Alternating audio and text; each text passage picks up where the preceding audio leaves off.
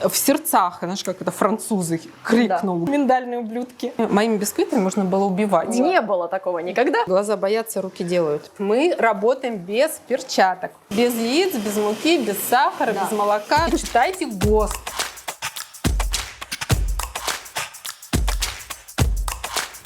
Всем привет! С вами я, Ирина Крикуненко, и вы на моем канале «Давай попробуем». Подписывайтесь на мой канал, ставьте лайки и делитесь этим выпуском с друзьями. Сегодня у меня в гостях кондитер Анна Вершкова. Аня, привет! Привет! Спасибо, что пришла, рада тебя видеть. Взаимно. И сегодня мы приготовим очень необычный десерт. Да, десерт у нас с одной стороны очень необычный, с другой стороны это вот прям классика-классика. Это французское, наверное, его можно назвать бисквитное печенье, мадлен. Тесто, по сути дела, готовится очень просто, из абсолютно доступных ингредиентов. Мы не будем сильно углубляться в теорию, просто по основным этапам пройдем. Значит, здесь мы сначала смешиваем жидкие ингредиенты. Это у нас яйца, молоко, смешиваем их с сахарами. Это простой белый сахар. И я еще добавляю инвертный сахар. Он нам дает возможность заморозки десерта, можно приготовить впрок и заморозить, то есть он будет препятствовать образованию крупных кристаллов льда. И он нам продлит свежесть десерта, сделает его таким более влажным. И вот это вот период, лучше когда... будет храниться. Да, лучше будет храниться, период этого засыхания, да, его мы как бы раздвинем эти рамки. Включим миксер. Пожалуйста, включайся. Все ингредиенты и рецепт вы увидите в описании под видео. Эту смесь нам нужно не только смешать, но и нагреть до 45 градусов. Сначала нагреваем? Это будет вместе все параллельно. То есть у меня просто машина, которая имеет индукцию, и мы будем параллельно мешать и нагревать. В домашних условиях это можно сделать на водяной бане. До однородности буквально несколько секунд нам достаточно. И последний этап, такой самый интересный, это жиры. Сюда в этот бисквит идет много жиров. Можно готовить на растительных жирах, можно на животных, можно делать их смесь. Мы сегодня будем готовить на масле нуазет. Масло нуазет. Да. Делается оно очень просто в домашних условиях. Да, оно ореховое, но фишка в том, что орехов там нет. Но оно имеет, если ты вот понюхаешь, оно имеет нереальный такой тонкий ореховый аромат. А из чего? Это простое сливочное масло, если так можно назвать, пережаренное сливочное масло. И оно не застывает? Нет, оно застывает. Это я разогрела, потому что оно нам нужно, чтобы у нас масло полностью вмешалось в тесто и не было вот этой жирной пленки, потом на поверхности масло, грубо говоря, не отсеклось. У нас эти две смеси должны быть одной температуры. Это какая-то просто технология сливочная? Очень простая технология. Берете масло, кастрюльку с толстым дном, ставите, доводите до кипения. Вот прям до уверенного кипения, что прям закипело, поднимется такая пена. Нужно масло обязательно качественное, хорошей жирности масло. Используйте хорошие ингредиенты. Это как бы вообще мой девиз. Залог успеха, Да. И мы ждем, когда сверху вот это образуется пена, и вниз упадет осадок.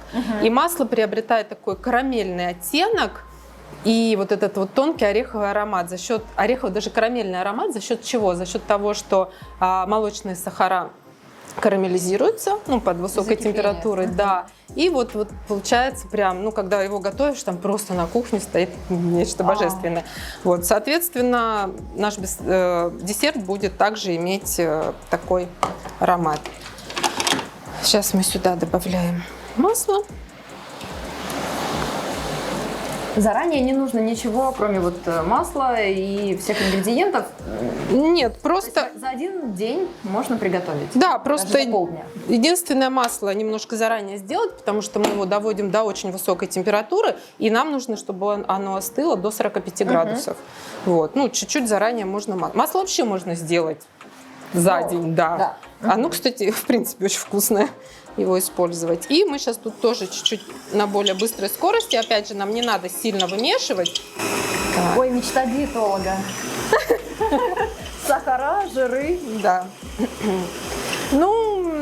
Ты знаешь, ко мне часто обращаются, а можно десерт без яиц, без муки, без сахара, без молока, как бы без всего, но чтобы было вкусно. Вот эти вот Ты уже придумала? Условные, так скажем, ПП-десерты. Я большая противница этих ПП-десертов, потому что они, ну, как бы не настолько уж и безвредны. Я придумала, у меня есть десерты ПП для тех, кто вот не это. Это пастила, которая чисто фруктовая, и сухофрукты в дегидраторе. Это очень вкусно, между прочим. Тесто наше готово. Все, что нам требуется сейчас, перекладываем это в кондитерский мешок. Да, и мы его просто перекладываем в кондитерский мешок. И дальше начинается самое интересное. То есть тесто заводится очень быстро, но дальше нам нужно время. Нужно время на то, чтобы это тесто стабилизировалось, чтобы мы потом в результате получили именно тот аутентичный десерт, вот с этим вот парусом или горбиком, как его называют. Может не подняться, да? Может не подняться, немножко. Да, здесь как бы есть просто нюансы приготовления, да. Теперь мы убираем это тесто на стабилизацию. То есть что нам нужно от него? Нужно, чтобы оно остыло, чтобы распределилась влажность, то есть там у нас, чтобы белки напитались водой. Отдохнуть ему нужно. Да, белки муки, да, напитались водой, чтобы жиры у нас застыли, чтобы потом, когда мы поставим тесто в духовку, вот эта вот форма не расплылась. Вот, значит, первым этапом мы убираем это дело в холодильник. Вообще в идеале, например, сделать вечером тесто, а утром отпекать. Но когда нам некогда ждать, а жизнь у нас такая сейчас, что нам некогда ждать, нам нужно хотя бы, чтобы до 20 градусов тесто охладилось. Когда у нас тесто до 20 градусов охладится, либо когда там пройдет ночь, допустим, мы отсадим тесто в формы уже, и вот на этом этапе мы уберем в морозилку. Отлично, это как хлеб холодной ферментации. Да, то есть нам нужно сделать термический шок нашему тесту. То есть мы потом берем очень холодное тесто, где-то диапазон температур от 0 до -7, и ставим в очень разогретую духовку до 200 градусов. Очень технологично все. Да. Вот. И то есть тесто сразу же на поверхности схватывается, оно не растекается, у нас образуется вот такая форма, но тесту нужно куда-то расти, и оно вот этот ищет выход, и вот этот горбик или вулканчик, там парус, не знаю, как его не назови. Разрывается, да, немножко? Вот, да, вот он, получается, поднимается по центру и немножко даже посмотреть разрывается. На эту мадленку. Поэтому мы это сейчас убираем в холодильник. И вот мы достали наше тесто, холодное. У нас оно холодное. Так. Да. До 20 градусов. А если меньше, 16. То ничего? Чем меньше, тем лучше, да. Мы не остановились, кстати, на истории Мадлен. История очень интересна, да. Откуда это взялось? Мне напоминает ракушку. Да, это именно ракушка, это именно форма ракушки. А название откуда? Название, тут на самом деле много легенд по этому поводу. Я почитала, погуглила все это дело. Ну, наверное, самые такие распространенные это две. Первое, это уходит корнями, это все еще во Францию, 18 век. Это польский король в Париже устраивал бал, и накануне бала повар не то заболел, не то поругался, разные источники говорят по-разному там с кем-то. И, в общем, он не приготовил десерты, и одна очень находчивая служанка по имени Мадлен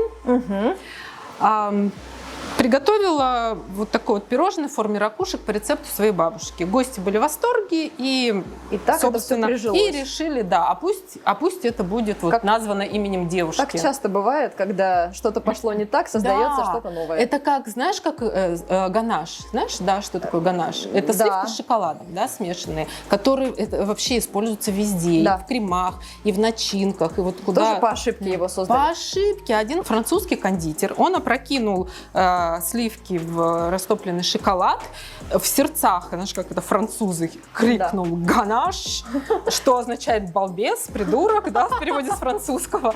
Вот теперь мы имеем ганаш. Имеем знать, слушай, интересно. Да. И еще одна история, такая тоже, ну, наверное, имеет место быть, но опять же, как Google нам говорит, что эта история связана с паломничеством к апостолу Иакову, и одна из там девушек по имени Мадлен, в общем, у них символ был вот этих паломников ракушки, и в общем, там девушка по имени Мадлен приготовила вот печенье, прям в этих ракушках им запекла и угощала паломников. Ну и типа вот ее. Вот это Камино де Сантьяго. Да. Точно, наверное. точно. Да. Путь Сантьяго. Там везде ракушки. Вот. Собственно, ну, отсадка вообще максимально простая. Так. То есть мы таким где-то примерно 2/3 от формы. Я вот считаю, каждый должен заниматься своим делом. После того, что ты рассказала, про технологию. Я лучше заказывать у тебя буду их. Да. Да не, на самом деле, ты знаешь, глаза боятся, руки делают. Ну, это если время есть, тогда можно поделать. Знаешь, это я как начала хлеб печь, так перестала готовить. Теперь мы едим только хлеб и бутерброды. Знаешь, очень классно начинать вот с детьми такие штуки, а потом увлекаешься, потому что дети, они же вообще очень сильно увлекаются. Я, кстати, начинала именно с работы с детьми. Я очень люблю гостей, и дети у меня такие же, у нас постоянно. Мы сейчас то берем Ты их морозилку. занимала вы И когда десертами? они когда приглашали домой к нам, уберу в морозилку, пока мы говорим, Отлично. чтобы у нас чуть-чуть немножко это все охладилось. И вот, да, когда приходили ребятишки, что там совсем вот малыши, и я предлагала им делать как раз вот всякие печенья, и с ними потом я начала в школу приглашать. И теперь ты преподаешь? Ну, преподаю я не поэтому. Тут, как бы сейчас я уже не работаю с детьми, хотя, наверное, это мне больше нравится с детьми. То есть они не стараются сделать, как надо, как правильно, как идеально. Они делают от души. Вот как. И каждая работа по-своему уникальна. Ребенок младший пригласил тоже друзей. И, знаешь, они вот это за приставкой все время сидят. И я думаю, как бы их отвлечь от бесконечного сидения за компьютером. И я им такая: ребята, а давайте дубайский шоколад сделаем. Дубайский шоколад все сразу? Давайте, да. Ну, то есть это вот прям было беспроигрышно. Да, мы сделали, маркетинг. все были в восторге. Так, сколько нам нужно ждать? Да, мы сейчас уже будем ставить. Сейчас будем ставить. Да. Отправляем в духовку и ждем. Сколько на сколько? Зависит от духовки. Ну, вообще, да, в среднем где-то 12 минут. Выпекать их желательно на конвекции, на большой температуре 200 градусов. Вообще, каждый десерт нужно подобрать, как я говорю, подружиться со своей духовкой. Потому что каждый десерт – это нет единого, да, выпекать там на таком-то режиме, на стольки-то градусов. То есть нужно, да. И положение противня влияет, и режим выпечки. Не пугай. Особенно мои любимые десерты – это макарон, миндальные ублюдки, и эклеры, которые… Почему ты их так называешь? Потому что это вообще непредсказуемый десерт. Это ты каждый раз ставишь их в духовку, и ты не знаешь, что ты достанешь просто. От этого и интереснее, нет? Это интересно. Я с ними разговариваю. Я стою вот так у духовки и говорю: давайте, пожалуйста, дай мне юбочку, дай мне мясо мне дай. Не надо мне пустоты внутри. С ним надо договариваться. Я немножко так вот, дети на меня… Тебе заказывают? Макарон? Да. Или договариваться? Макарон заказывают? Вот у тебя есть заказ, да, а не получается. Что тогда? Бывает такое? Переделываю, конечно. Я вообще… Перфекционист? Дикий перфекционист, дикий просто вообще. Я могу переделывать вот до тех пор, пока меня это не удовлетворит на 100%. Самый быстрый десерт, который вот можно прям на скорую руку, придут гости, я сейчас быстро сделаю. Наверное, кекс. Ну, банана-бред. Вообще беспроигрышный вариант. Ты знаешь, когда есть всегда там в морозилке замороженные бананы, да, вот что-то такое. Вот, черные замороженные? Ну, например… Пюре ты замораживаешь? Нет, я не замораживаю. Но знаешь, когда, допустим, всегда же бананы остаются, их купишь, или в холодильнике останутся. Там это. Я их раньше выбрасывала, а сейчас я их кидаю в морозилку. Потом в каком-нибудь смузи использую либо банана-бред. Все, прям вообще шикарный. Тесто заводится очень быстро, отпекается очень быстро. Шоколадный, такой насыщенный, вкусный, просто на ура уходит у всех. Кстати, банановый хлеб мы пекли с Виталием Малишевским. Смотрите у меня на канале. Ссылочку оставляю. Как давно ты пришла в кондитеры? Кондитеры. Ну, И как? так, сейчас, наверное, уже лет 6 я этим прям занимаюсь. Ой, ну это прям сложно назвать каким-то, что прям путь. Ты знаешь, Ты же как-то пришла вот в эту пришла, точку. да. Я не мечтала никогда, там, знаешь, с детства, что я там кем-то буду. Вообще мечты у меня были абсолютно другие. Их я, в принципе, добилась. Ну, так, волею судьбы мне пришлось уйти с этого пути. И поскольку я всегда любила заниматься творчеством, я начала рисовать, картины маслом я рисовала. Прям это, знаешь, такой процесс, когда вот 5 часов примерно уходит на картину, и когда в этот момент вообще в голове просто чистый лист, ты ни о чем не думаешь. Я тоже писала, в ковид 2 года. Да, ну, а я еще до того, как мы уехали, да, еще когда мы жили, до нашего переезда в другую страну, я это все дело начала. И вот просто это был для меня вот такой релакс вообще от всего, от всех проблем, все. И уже после переезда как-то незаметно для меня вообще, у меня в принципе, я не люблю готовить и не умею готовить, и до сих пор я не умею готовить, и вообще всегда у меня руки не из того места росли. Не из плеч, а теперь из плеч, смотрите. А моими бисквитами можно было убивать. Уже пахнет, слушай. Ой, да, время не засекли. мы же забыли вообще про них. Я чувствую, что... Ё-моё. Да, видишь, вот потому что нужно было следить, у нас не поднялись сети, потому что нужно было не регулировать. болтать, а следить. Да, ну ладно. Вот такие вот они получаются. Еще раз говорю, нужно подружиться со своей духовкой.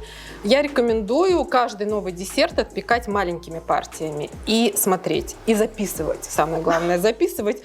Ну, это действительно так. Записывать режим, записывать температуру. Я сейчас как учительница в школе возьму указку, и вот это вот горбик, как-то очень неэстетично называется. Парус. Парус. Его можно, да, то есть вот такие вот они. Невероятно. Прекрасно. Очень, да. Вот очень, мы и научились делать мадлен. Да. Все очень просто, если у вас есть бубен. Бубен – это вообще неотъемлемая часть кондитерского искусства. Самостоятельный десерт. Его можно есть и в таком виде, и он просто прекрасный. Он подается с кофе, да?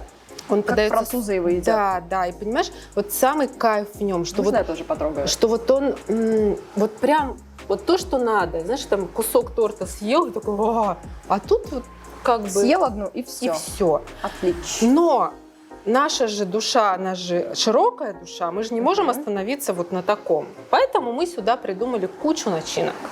Мы сделали из вот этого кексика полноценный десерт, да, то есть тут, поскольку толщина его позволяет вырезать в нем дырку, сюда можно любые начинки, ягодные, ганаш, все что угодно, сверху можно покрыть глазурью шоколадной, и это вот ну прям уже это полноценное пирожное, но в маленьком формате, ну то есть вот ты как бы на зубы. Идеально. Ты съел, да, и ты такой, ну как бы получил удовольствие, но не обожрался. Глазируем зеленым шоколадом. То есть нам нужно сначала затемперировать шоколад, потому что когда мы шоколад топим, Что такое темперировать? Когда мы шоколад топим, ну, то есть ты когда покупаешь плитку шоколада, хотел сказать, в холодильнике, в магазине, она так хоп, и такая хрусткая, да, и в руках не тает. Так вот, когда ты ее растопишь, ты разрушаешь ее кристаллическую решетку, и потом в холодильнике она, конечно, застынет, но в руках она будет таять, он будет такого матового цвета, и, в общем-то, он не будет держать форму, не будет вот этой хрусткости. Нам нужно вернуть его вот эту кристаллическую решетку. Способов много темперирования. Мы будем темперировать самым простым. Это что? Это какао-масло. Называется оно микрио. По сути дела, это простое какао-масло. Мы уже испугались количества ингредиентов. Слушай, нет, если ты делаешь просто для дома, пожалуйста, растопи шоколад. Просто шоколад обязательно топить импульсами, не поставить вот так да, я пробовала. На минуту, потому что он просто сгорит. Да, импульсы 15-20 секунд каждый раз. Опять же, нам нужен вот эта волшебная штука, да, пирометр. В принципе, ты можешь растопить шоколад не выше 32 градусов, да, чтобы он чисто растопился, и уже будет нормально. То есть вот как бы выше уже все, решетка разрушена, ее нужно обратно восстановить. Но эту температуру очень сложно уловить. На самом деле это нужен прям очень точный пирометр, все. Поэтому, все-таки я предпочитаю его темперировать. Термометр, опыт и бубен. Бубен первым. Бубен. Так, поэтому, значит, мы топим шоколад, остужаем его быстро, помешивая не в холодильнике там, а вот именно помешиваем, потому что нужно быстро нам остудить до 33, примерно 32 градусов. На этой температуре мы вводим какао-масло микрио. Очень быстро его туда. То есть это какао-масло содержит те бета-кристаллы, которые вот как раз и дают все необходимое шоколаду. Сюда просто выливаем. Этот процесс вообще... Ага, кладем их туда и в холодильник. Утапливаем. Можно в холодильник, можно оставить при комнатной температуре. Я могу уже, попробовать? Да, можешь их. Не-не-не, другой стороной. А можно теперь его съесть? Он бракованный. Можно. Нам вот этой стороны нужно красить. Вот этой стороной не делайте, как я. И немножко туда, не сильно, то есть сильно не дави. Красьте парус. Притапливаем его туда. Да, и этот тоже туда за этот. Парусник. Немножечко его притопить, чтобы там распределился шоколад. И все, собственно. Все. Убираем и ждем. И ждем буквально 10-15 минут, шоколад стабилизируется. Раньше лучше не вытаскивать, чтобы дать как бы сработать полностью, выстроилась кристаллическая решетка, тогда он будет прям блестеть. Раньше вытащишь, он будет матовый. Я хочу сказать, что я увидела у тебя в Инстаграме эту елку замечательную. И это было уже ночью, я собиралась спать и увидела эту елку и думаю, это непременно нужно на YouTube. Ну да, она эффектно выглядит, Она конечно. была великолепна. И вот сегодня Анна покажет нам, как это делать. Да, собственно, здесь конструкция простая. Это пенопластовый конус. Ты красила его, да? Я просто бумажным скотчем оклеила сам конус. Вот такой губкой, да, вот такими движениями, тем же шоколадом. Грубо говоря, я изолировала, скажем, съедобную часть от несъедобной части. Это шоколад. Это шоколад, да. Мы не показали результат, да? Финалочку. Да, то есть они вот... Слушай, такое ощущение, что она лежит в этой коробочке. Да, есть такое. Ну ты вообще талант. Значит, давай мы с тобой наденем перчатки, чтобы у нас пальцы не оставляли следы на шоколаде. Все равно руки горячие. Знаешь, очень часто возникает вопрос, почему ты замешиваешь тесто без перчаток? А я расскажу. Почему? Кого интересует это? Потому что я расскажу. Люди, читайте ГОСТ. Меня коробит. Читайте ГОСТ. Мы работаем без перчаток. Объясню почему. Потому что в перчатках мы не чувствуем, насколько грязные наши руки. У нас эта чувствительность теряется. И мы их моем реже в перчатках. Поэтому, когда ваш пекарь или кондитер работает без перчаток, он у вас молодец, он у вас чистоплотный, и у него будет вообще все идеально. Единственное, когда мы работаем в перчатках, это на завершающей стадии, когда мы украшаем. Когда уже у нас ничего не проходит, никакую уже обработку, да, вот украшаем, мы это делаем в перчатках. Поехали. Да, можно какие-то вот со снежинками, я тут попыталась украсить. Вниз, да, Нам вниз нужно... этой штучкой. Начинаем да, снизу? штучкой вниз, давай и выберем, вот, давай будем сначала. украшать елку. Допустим, у нас где-то вот это будет центр, и мы сейчас... Нет, не хаотично, а давай все-таки друг за другом, чтобы у нас... То есть ты рядом, вот так, да? Старайся, чтобы вот они Сейчас были... мы покажем. Вот. На две... На две шпажки, да, только вот смотри, Ир, без пробелов, чтобы они прям плотненько друг к другу. Очень строгая Вообще, преподавательница у меня. Да. Я вообще смотрю, ты просто монстр. А что это? Я давай постою. У тебя шикарно идет процесс. Давай.